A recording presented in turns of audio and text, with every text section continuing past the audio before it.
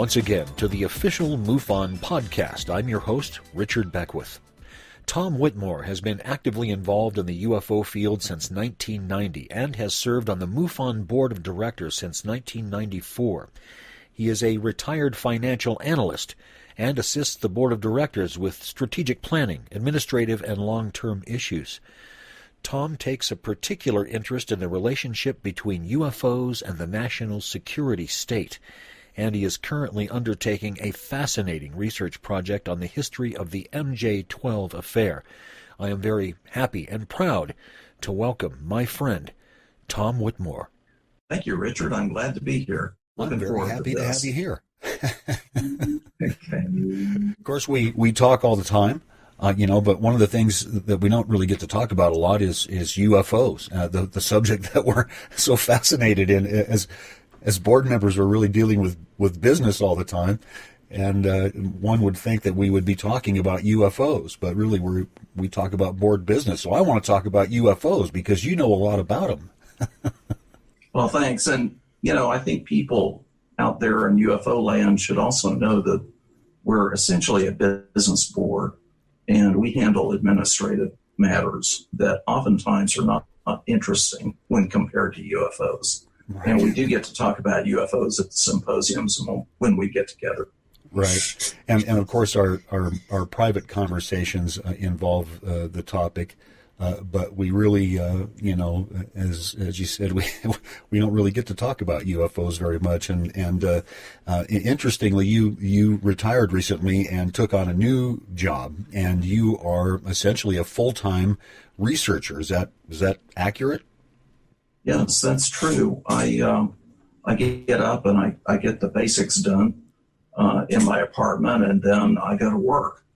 And I've a long time ago, a football coach, a pro football coach, said that they don't make touchdowns, they make first downs.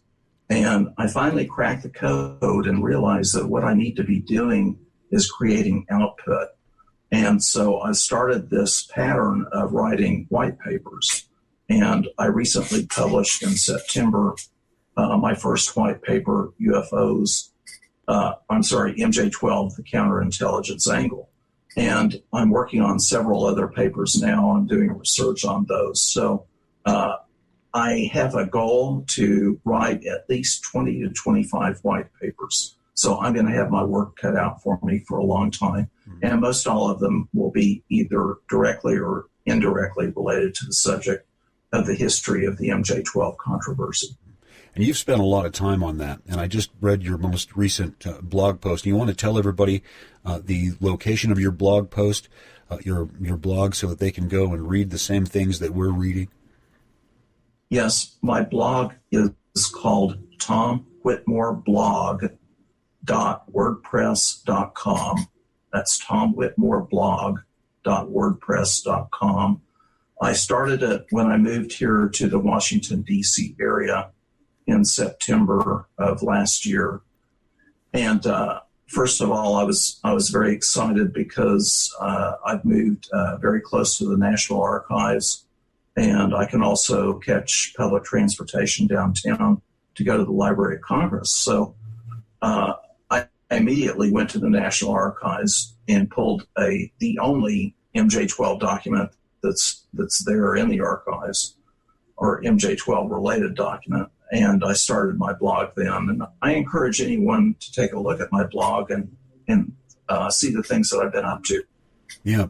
One of the things that I admire about your work is that you're very detail-oriented, and you're clearly very interested in the subject. And there's reason, I think, for all of us to be interested in this subject, because it goes to the core of the matter of why intelligence agencies became involved in UFO research to begin with, and in particular with regard to MJ-12.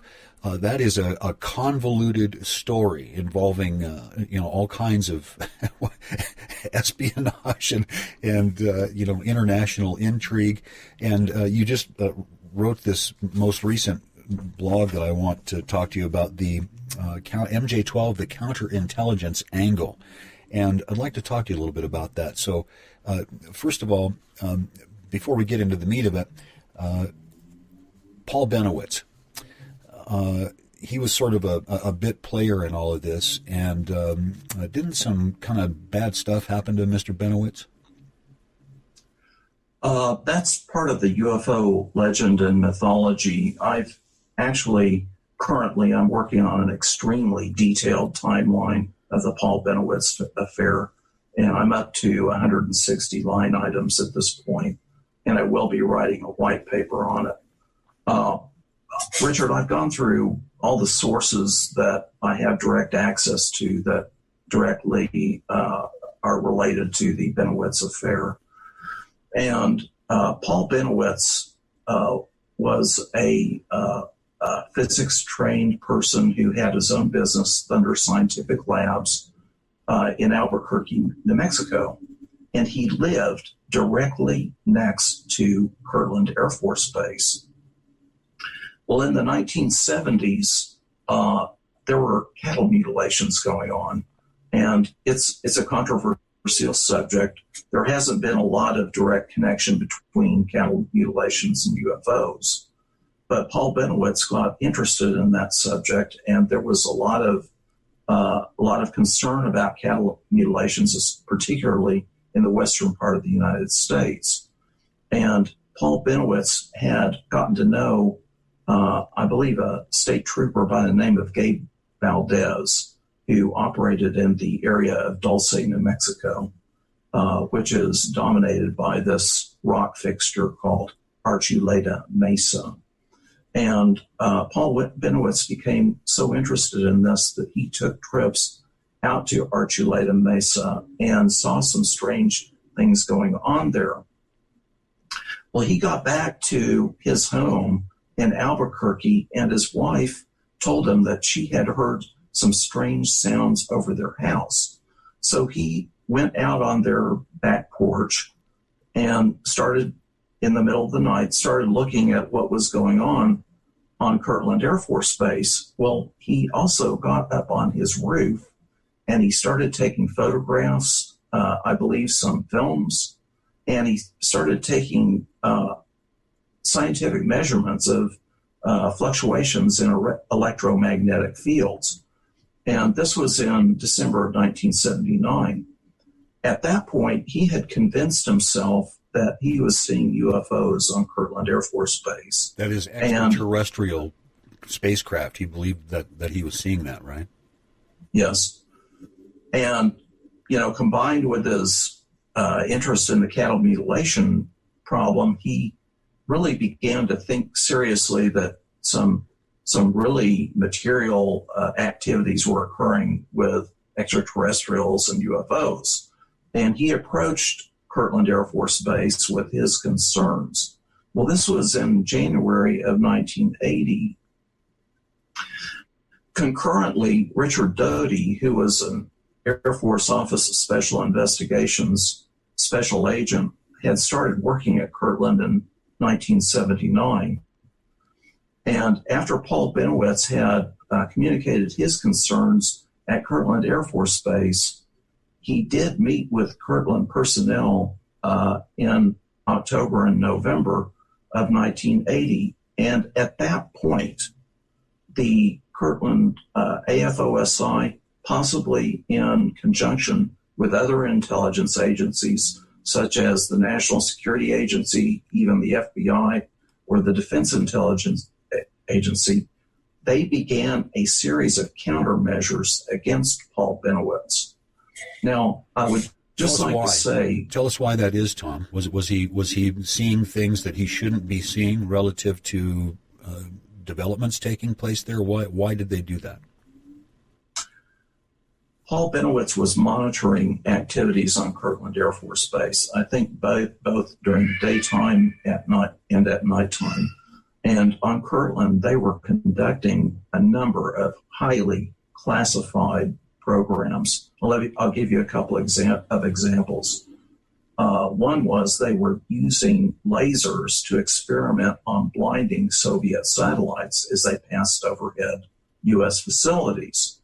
Another thing that was being done was Kirtland was relaying information to Holloman Air Force Base who was reprogramming Soviet satellites to move them off of their orbits. So this is just very, very highly classified stuff.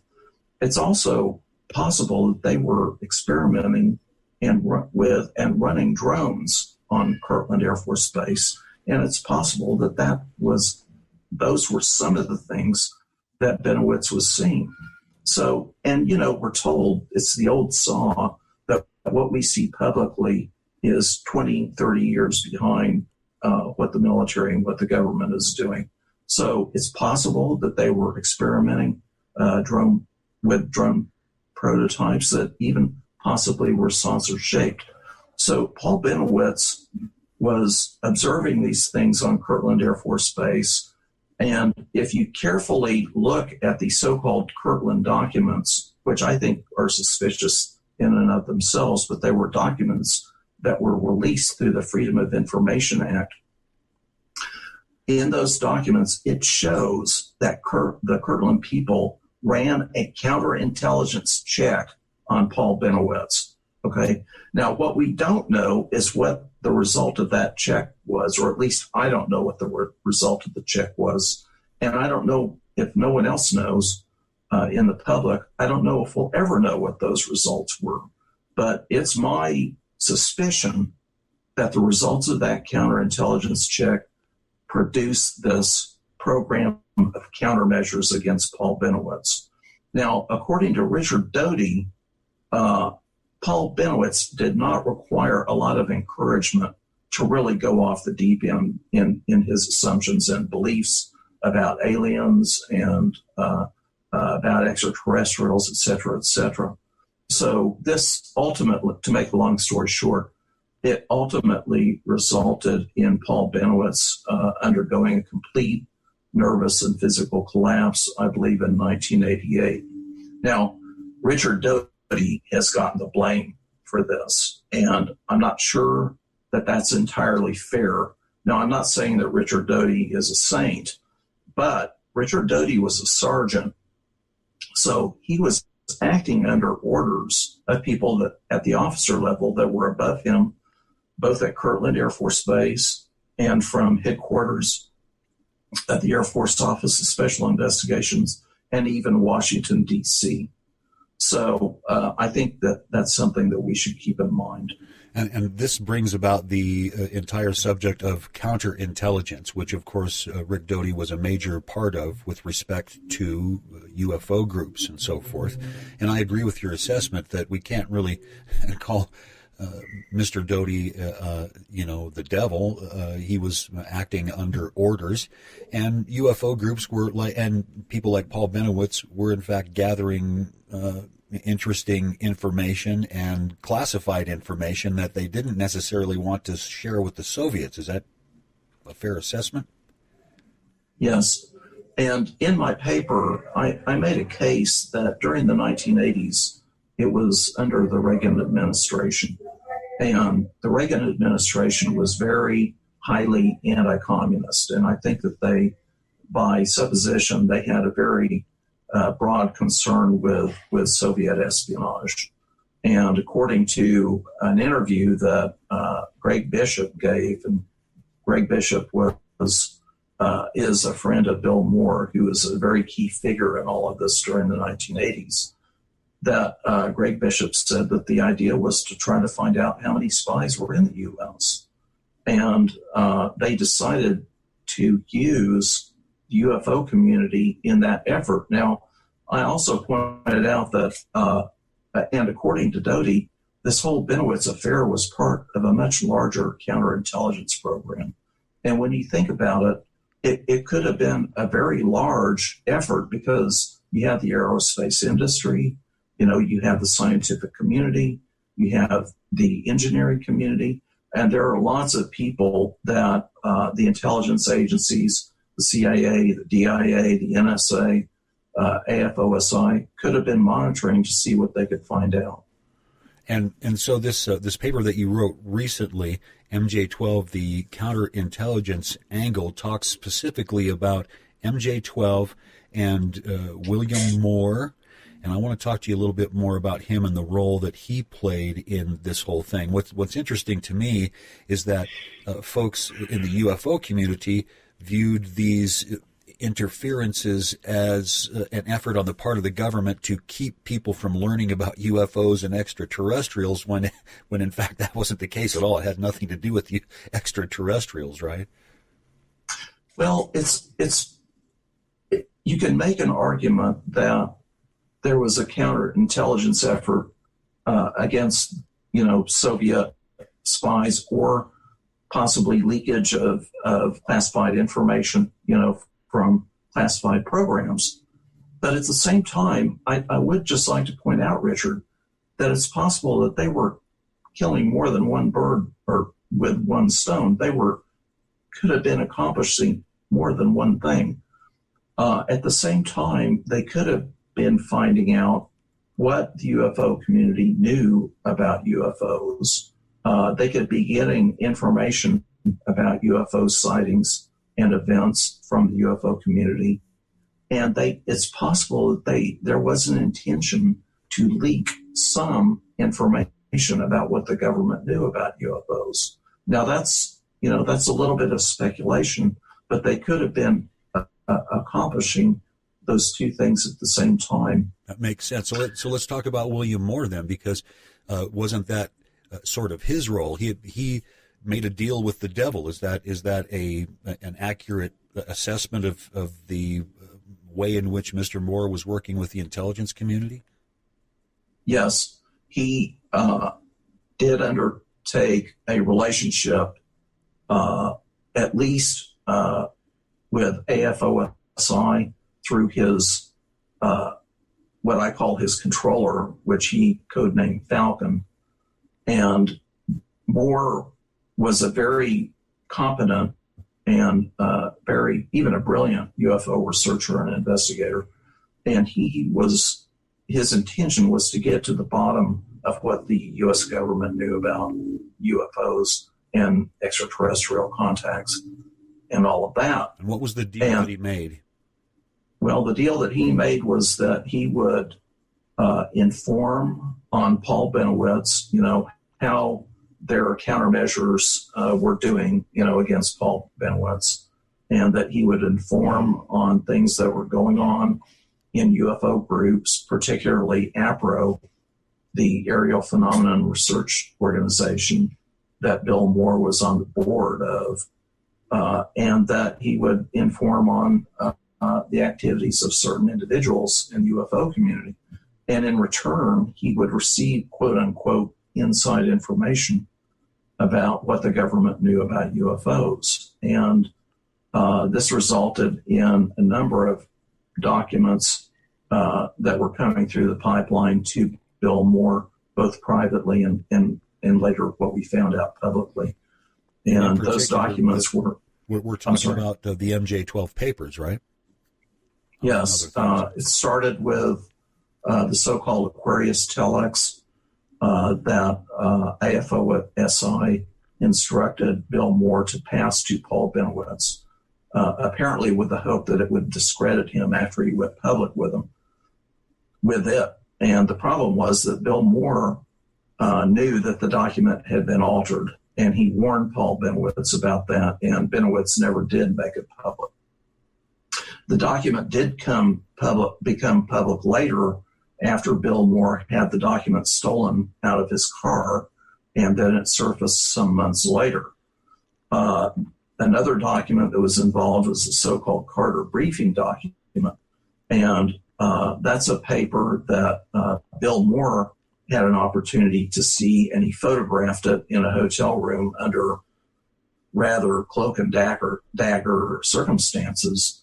That same document was also shown to Linda Howe at an office, an AFOSI office there on Kirtland Air Force Base. So those two documents came into play, and then we had the so-called MJ-12 documents, which Bill Moore received through his associate, Jamie Chandray. They received a roll of 35 millimeter film with two documents on that in December of 1984.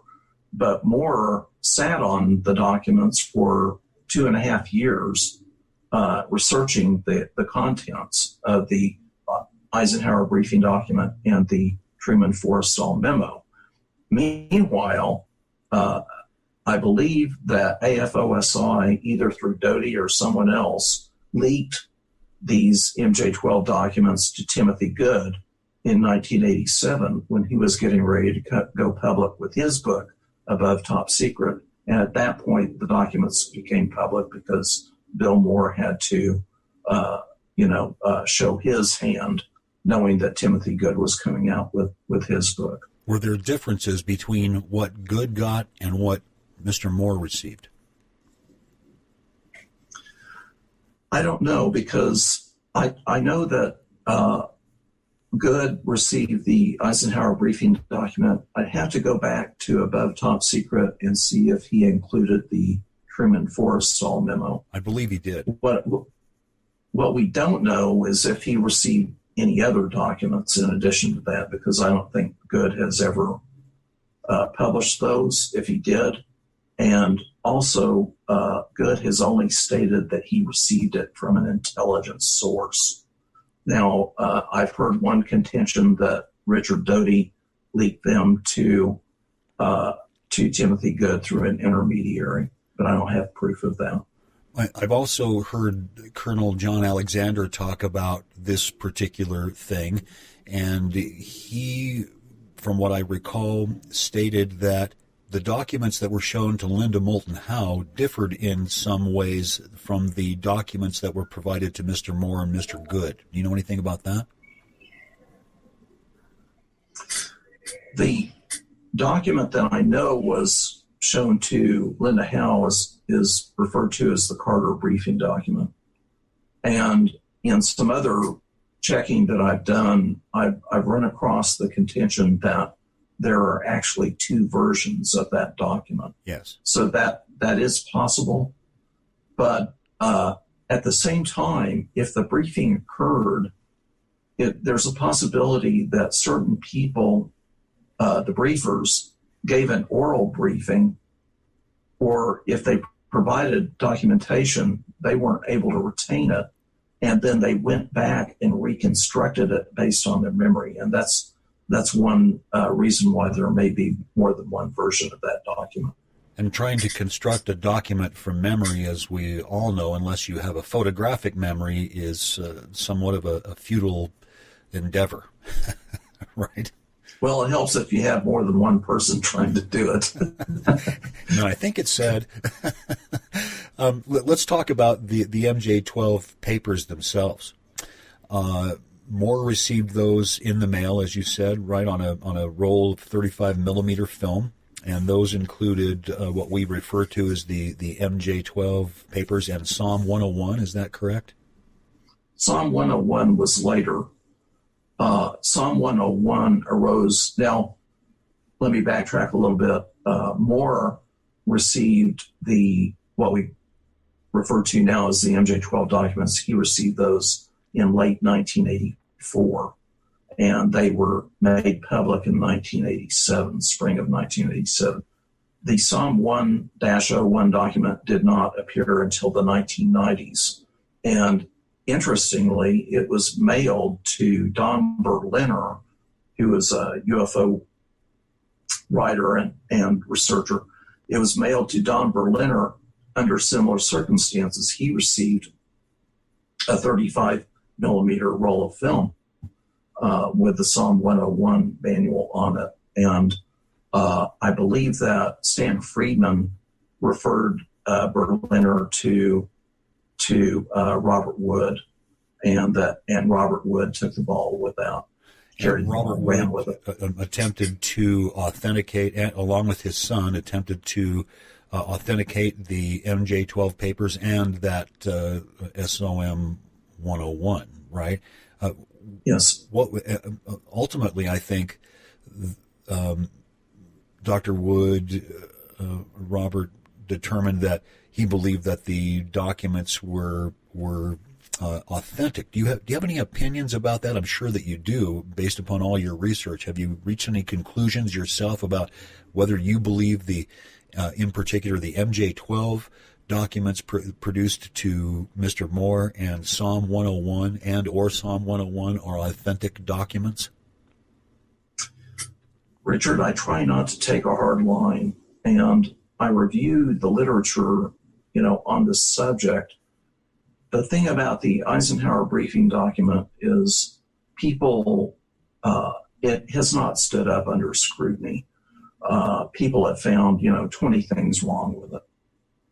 Same thing with the Truman-Forrestal memo and the Cutler-Twining memo, which I haven't mentioned, but it arose in 1987.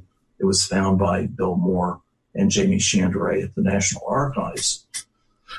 So these documents are questioned. Now, as for the Psalm 1-01 document, Jan Aldrich has a long list of things that he found wrong with it.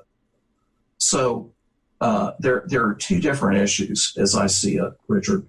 One is the document itself authentic? And the second is, did MJ-12 or something like it exist? And I think those are really two separate issues. I agree. Let me ask you this.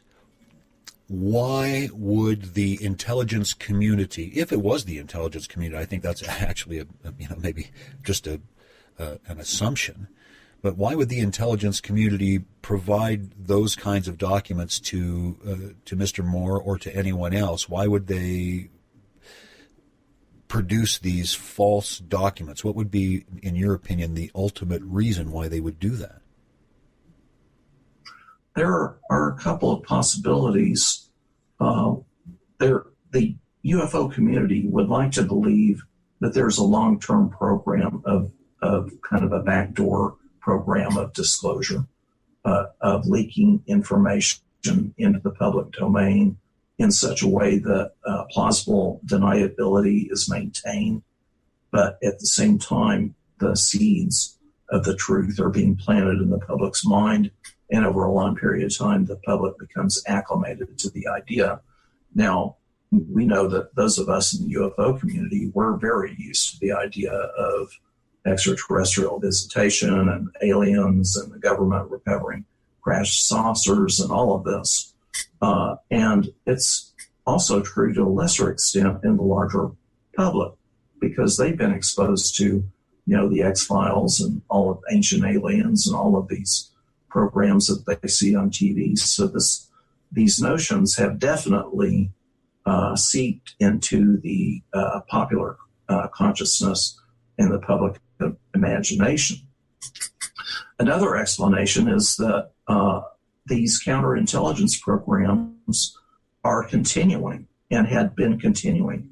And maybe the plan was to create so much misinformation and confusion. It's like, how an octopus or a squid, they emit a cloud of ink to obscure the situation. And this whole mass of disinformation and misinformation and half-truths and lies and evasions and obfuscations, maybe it serves a purpose of keeping the UFO community off balance, and essentially the public doesn't know what to believe. So, I know I said that was a mouthful. Well, it's depressing because clearly, well, and after you and I have both done this for a long time, you've done it for much longer than I have, but clearly they don't want us to know certain things. But the question is, what are those things they don't want us to know? I mean, do they not want us to know that we're being visited by extraterrestrials because our society may collapse as the result of learning of this? Or are they keeping technology secret? Or are they keeping our own technology secret from us so that we're not telling all of our enemies how really good our technology is? Or is it a combination of all those things? I think it could be a combination of all of the above or none of the above. But, kind of like a college exam question. But no, I think you're on the right track there, Richard. That's a good observation. And I think that all of those could be true. That they want us to be confused about what is known about extraterrestrial visitation, assuming that it's ongoing. And they don't want it known as to what level of technology we've achieved, and so on and so forth. Well, I agree with your assessments of the MJ-12 papers and and Psalm 101. I think that there have been a lot of questions arising about their authenticity. I remember Robert Wood talking about, the raised letter R in a particular typewriter had to have been used to produce, I believe it was the Psalm document, but you alluded to something earlier, which was that there probably is something like MJ-12 out there, a master group that controls the information around UFOs. Is that a fair assessment? Well, I don't know. There is certainly a possibility, but it all relies on the ultimate facts of the Roswell case. If they recovered a UFO and bodies and maybe even a live alien, then it's almost certain that really a very, very high level of security would have been clamped on them. That they would have been engaging in extreme secrecy about it. Yeah. You would think that due diligence would require the formation of a group of that nature, at least with respect to an extraterrestrial spacecraft crashing. You would think that the government would immediately respond by forming some kind of a task group to deal with the information and make a determination and make recommendations to the president, the Pentagon, about what action should be taken in response to that. Well, and one of the rumors, some of the information that was put out during this phase in the 1980s was that the so-called Project Aquarius was actually a summation of everything that had been learned up to that point. And it was in the document was actually in a ring binder that's maybe a foot thick, and that it was being archived at Bolling Air Force Base, which is now Joint Base Anacostia Bolling Air Force Base here at Washington, D.C. And that information was being kept there, and that only maybe 12 people were read into the program. So just a very few people, and that it was attached to the National Security Council. Well, I've been thinking lately, Richard, that maybe Majestic 12, MJ-12, was a nickname, because when I first got here and I went to the National Archives, I went through hundreds of pages of minutes of the Executive Council of the Research and Development Board. And the Research and Development Board had just, I don't know how many committees, scores, if not hundreds, of different committees. And these committees had normal sounding names, like the Guided Missile Research Committee or the Radar, Research Committee or something. You look at government committees and they're never called things like the Magnificent Seven or the Dirty Dozen or the Majestic 12, okay? And that sounds more like a nickname that people would whisper next to the water cooler at the office, okay? So maybe that has something to do with it. And it may or may not have been a fixed committee. It may have just been that certain people within the governmental matrix, the White House, the State Department, the Defense Department, certain intelligence agencies, that maybe only 12 people were read into it. And that's where the idea of the MJ-12 may have come from. Mm-hmm. Now, I know that Bob Lazar talks about, and I don't know what you think about Bob Lazar, but Bob Lazar talked about working in a secret facility at S4, which is, according to him, was at another dry lake bed called Papoose Dry Lake, which is south of Area 51. And he claimed that When he was working there, he had a badge, and on his badge it said MAJ, and he always assumed that it referred to majestic or magic or something of that nature. But I think, and I'd like your take on this, I think there may be a little bit of confusion there about magic and majestic 12, because I think magic, MAJIC, probably stands for something like Majority Agents Joint Intelligence Committee, which may not necessarily be the same thing as the majestic 12 or MJ-12. You have a take on that? Well, and that is true. I've heard that story that Bob Lazar has said that, and that it spelled MAJ. But I think we need to remember that MAJ is a term that's used in the military and the government, and it stands for major, like you have MAJCOM, Major Command. Mm-hmm. So just because it says MAJ doesn't necessarily mean that it's referring to Majestic 12 or Magic, even though it might have been referring to that. And after what I said about MJ-12 or Majestic 12 maybe being a nickname, maybe it's possible that the Magic, the MAJIC, was an actual security caveat, that was stamped on documents. So those are a couple of possibilities there. Mm-hmm. Let's talk a little bit about Richard Doty. Have you had any contact with Richard? I have a little bit of contact. I do, from time to time, ask him a question. He does give me the courtesy of answering, but they're very short answers. He does not ever try to contact me, and I can't say, that we're friends or anything like that. But at least he gives me the courtesy of replying if I do send him a message.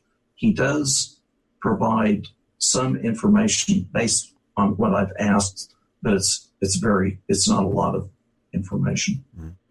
Let's go back to 1989, and William Moore speaks at the 1989 MUFON Symposium. And he tells everybody at the symposium that he's been working for the government, and he sort of explains this deal, right? Do you remember that? And what do you think the impact of that was on the UFO community? It was explosive. I mean, the UFO community has never been the same. And you don't have to be a genius to know that people in the UFO world think that there are all of these conspiracies and that we're being monitored and surveilled and all of this. And some of that may actually be true. But Moore decided to spill the beans. And the closer that I look at this whole affair, Richard, the more inclined I am to think that Moore got burned for a couple of reasons. For one thing, when certain documents came into this pipeline during this whole affair, it's my humble opinion that AFOSI and whomever wanted this information out into the public. Now, in the case of the Aquarius telex, it was altered and given to Bill Moore to pass on to Paul Benowitz with the expectation that Paul Benowitz would go public, wave this thing and say, look, see, there are real UFOs. I have proof. With hopefully the intention of discrediting him. But Moore warned him off, and that never went public. Then some months later, Moore had a copy of it in his car in San Francisco. His car was broken into, and it ended up with Peter Gersten, who was a person involved in all of this. And it thus became introduced into the UFO community that way. Secondly, Moore did receive these MJ-12 documents in 1984, and he sat on them for 2.5 years and didn't make them public until he was basically forced to. So I think there may have been some discord between Moore and his controllers. In fact, I wonder if the date format on the Eisenhower briefing document was designed to burn Moore because Moore dated some of his letters the same way, and he's been accused because of that of forging the MJ-12 documents. So maybe when Moore gave his expose in 1989, that was his touche. They burned him and he burned them. Moore obviously was treated very unfairly. Would you say that's fair? Yes and no. I think he's a brilliant guy. He did brilliant work in UFO investigation. The perception is that he was arrogant. He played a lot of games. He upset a lot of people. A lot of people felt betrayed. So I think there are two sides to that. Mm-hmm. Would it be fair to say that Mr. Moore didn't necessarily, and this comes out in what you're saying, didn't necessarily trust his handlers? Perhaps, because they were playing games with him. It's when he first was recruited, they gave him a document ostensibly from government files, and he went and investigated it and found out that virtually none of it was true. And he went back to them, pretty angry. And they said, well, that was a test and you passed the test. So they were testing him. They were probably surveilling him. If the government people were behind the theft of his briefcase out of his car, then that means he was under surveillance. They were following him. Paul Benowitz was definitely under surveillance. His phones were tapped. They were opening his mail. They were, surveilling him from across the street. So, these are some kind of ugly things that were going on. Let me ask you, Tom, why your fascination with MJ-12? What is it about MJ-12 that draws your attention? Why are you spending so much time on it? First of all, I'm fascinated by the possibility that the intelligence agencies are messing with the U.S. public, especially through documents. And what adds another layer of fascination is that it might have something to do with UFOs. There's the possibility that maybe there are U.S. UFO secrets that are being kept. But also, these counterintelligence and disinformation and deception operations could be conducted to protect U.S. technological secrets. And that makes a lot of sense when you're talking about foreigners. But what intrigues me is that the U.S. public could also be an adversary from the point of view of the intelligence agencies. And Barry Greenwood and Brad Sparks wrote a brilliant paper about the origins of MJ-12, and they explicitly described how there was bad blood between the Air Force and the Navy, and that the Air Force was getting extremely concerned about Jimmy Carter wanting to reopen the UFO investigations. And the Air Force had good reason to dislike the UFO community. And in the late 70s and early 80s, there were all of these Freedom of Information Act requests going on, and UFO researchers were swarming all over the place trying to get information out of the Air Force and out of the government. So I'm fascinated by this prospect of the U.S. government using countermeasures against U.S. citizens to keep them from learning the truth, or to I call it peeing in the pool. To, as you mentioned earlier, to sort of cloud the waters, to sow confusion so that no one's able to really reach any solid conclusions about anything. Yes, and I think that's been extremely successful, assuming that those programs have been conducted, which I think they have. Mm-hmm. And so ultimately what we find out is that, and I can tell you that when I did some work for Dr. Greer, I was legal counsel for the Orion project, and we had a meeting in Miami, and I believe we were followed. I do believe that that there was some interest at that time, and probably still is in what Dr. Greer is doing, and we were being monitored during that particular meeting in Miami. So I know that the intelligence community and has some interest in what UFO folks are doing, people related to this, but ultimately the question I continue to come up with is why? Is it because they don't want us to know the truth, which is the question I asked you a little bit earlier? Do they not want us to know the truth, or are they just, and another thing we need to think about is that the intelligence community is so vast, and you may have several different agencies interested in a particular topic for many different reasons, and they're not necessarily talking to each other, right? Yes, true. And a really great book is The U.S. Intelligence Community by Jeffrey Rickelson. And I've been reading that, and I'll tell you, Richard, it's just on the basis of the intelligence organizations, and we're not even talking military, the regular conventional military, just on the basis of the intelligence organizations, the information is overwhelming. And they're constantly being reorganized, especially the military. And you've got to be really sharp to keep up with all of the changes that go on with the military intelligence divisions and the other public intelligence organizations. Now, are you going to continue to work on the MJ-12 issue, or much more broadly on the intelligence issue and how the intelligence community relates to the UFO community? Both, because I think that they are related. I'm going to continue to work on the MJ-12 controversy, and I'm going to let the chips fall where they may.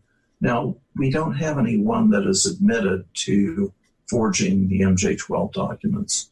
There are a couple that we can be pretty sure can be traced back to AFOSI.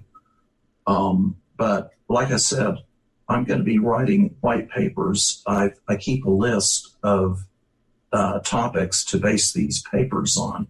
I've got a list of 5, 6, 7, 8 papers that I want to write already, and this list will probably grow as time goes along.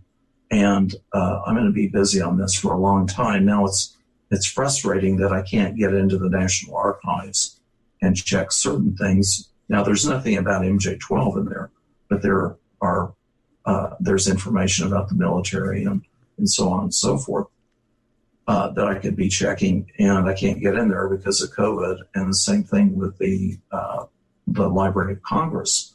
And I'm going to go broke trying to buy all these books that are related to the subject that I'm in. So if I can just get back into the Library of Congress, some of them are, in that system, and I can get a hold of the books that way. So I just wish they'd open back up. Let's talk about big picture stuff for a second, Tom. Let's get back to the basic issue of extraterrestrial visitations, advanced spacecraft, and that sort of thing. What do you think about us being visited? Have you concluded, or do you believe that we're being visited by people from somewhere else? I'm convinced that the UFO phenomenon is real, that it's material, and that it's important. We don't, in my humble opinion, we don't have proof or even direct physical evidence, unless the government has something, that the UFO people are extraterrestrial in origin. However, that seems to be the common sense answer to that mystery.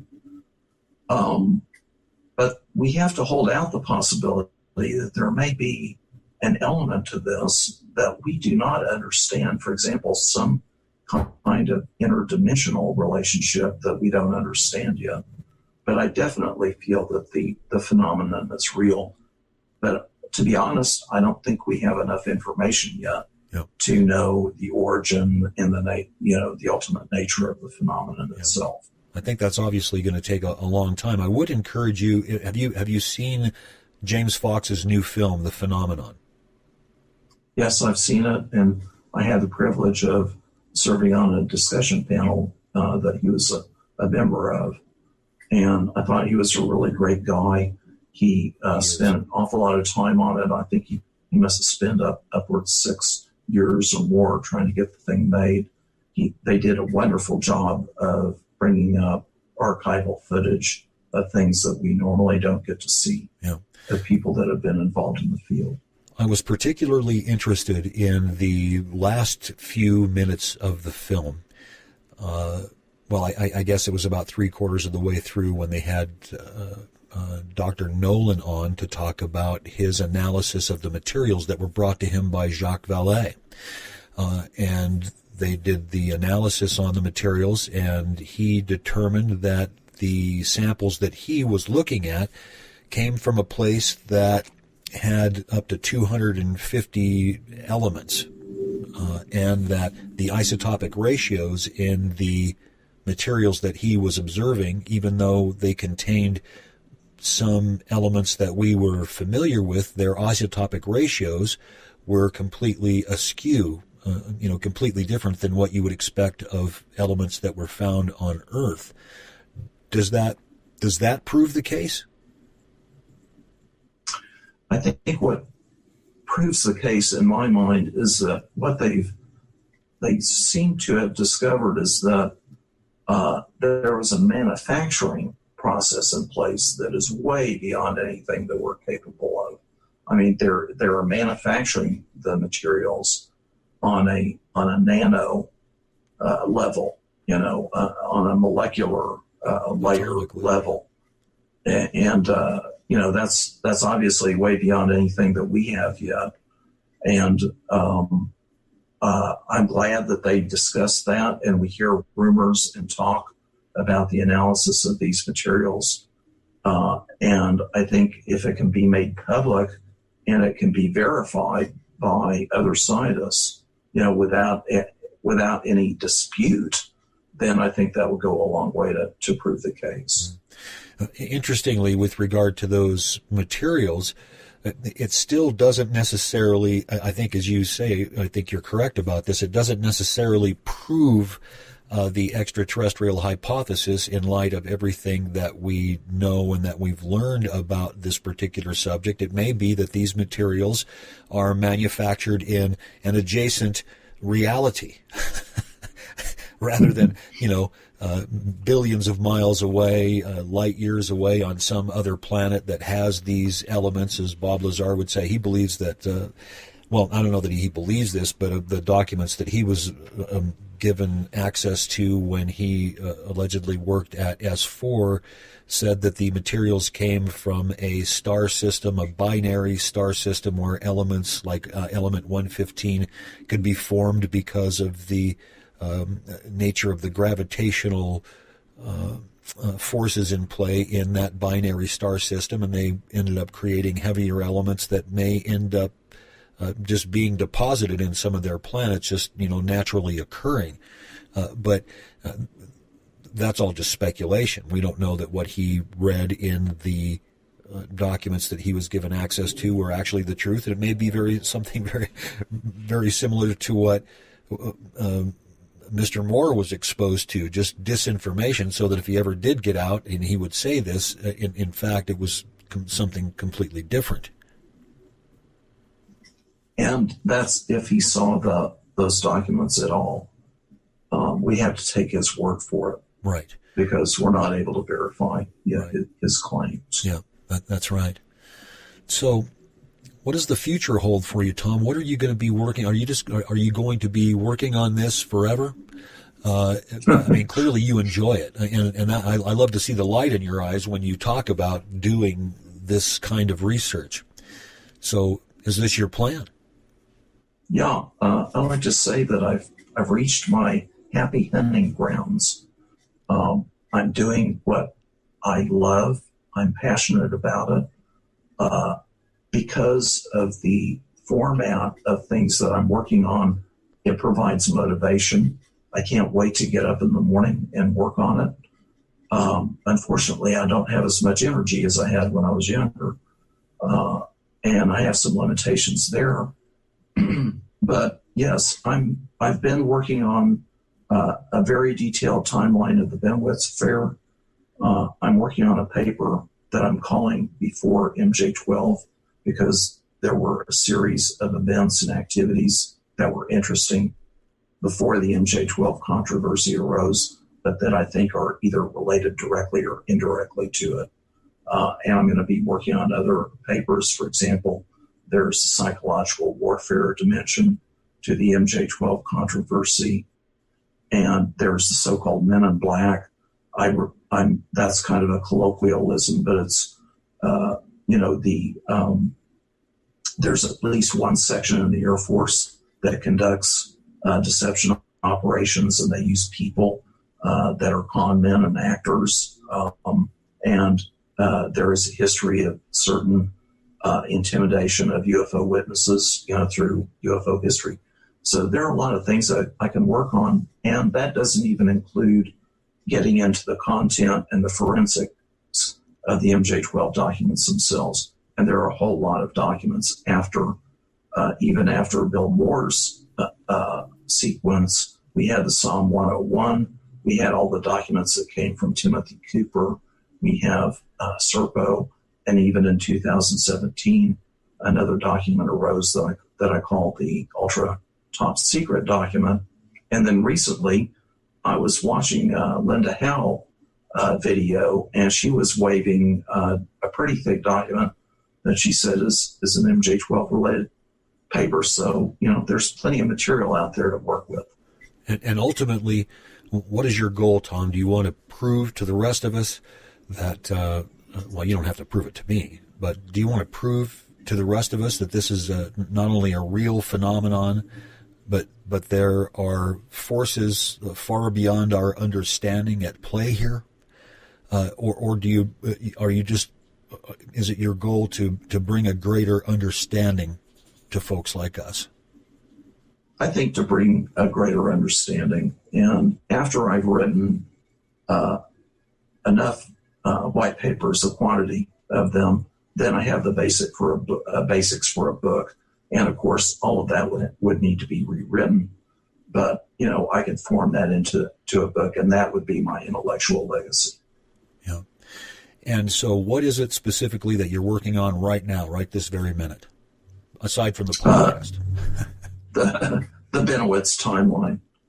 And I've gone through all of the available literature that I can reasonably get a hold of, and I'm up to about 10 references right now.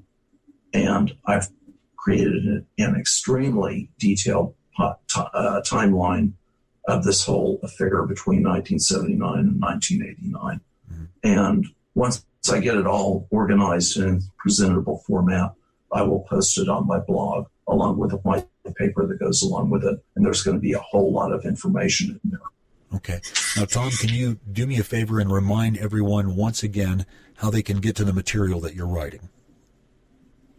I'm on Facebook, as Tom Whitmore. I'm on Twitter as at Tom Tulsa. And my blog is tomwhitmoreblog.wordpress.com. That's tomwhitmoreblog.wordpress.com. And you've got a ton of stuff on your blog, and in particular, most recently, your work on MJ-12, the counterintelligence angle. That was an article, a white paper from September 10th. And you've also written a number of other articles that I would encourage people to go to your blog and read. Tom is a meticulous researcher, and his writing is excellent. Tom, I appreciate you being with me here today. I really do. Thank you, Richard. I'm so appreciative that you've had me on your program today. Well, I'm going to have you back again. I really like having you on. And we'll talk again. As a matter of fact, I think we'll probably see each other tomorrow. Yes, we will. But we won't be talking about MJ-12. Right. Unfortunately. Okay. All right. Well, I appreciate it. Thank you for having me. You betcha. And I'll be back in a few minutes with some afterthoughts. You are not alone. Thousands of people all over the world have sightings of UFOs per month. MUFON is the place to report them. Since 1969, MUFON has been investigating UFO reports and providing this information to the public. Our aim is the scientific study of UFOs for the benefit of humanity. Support UFO research. Join MUFON today.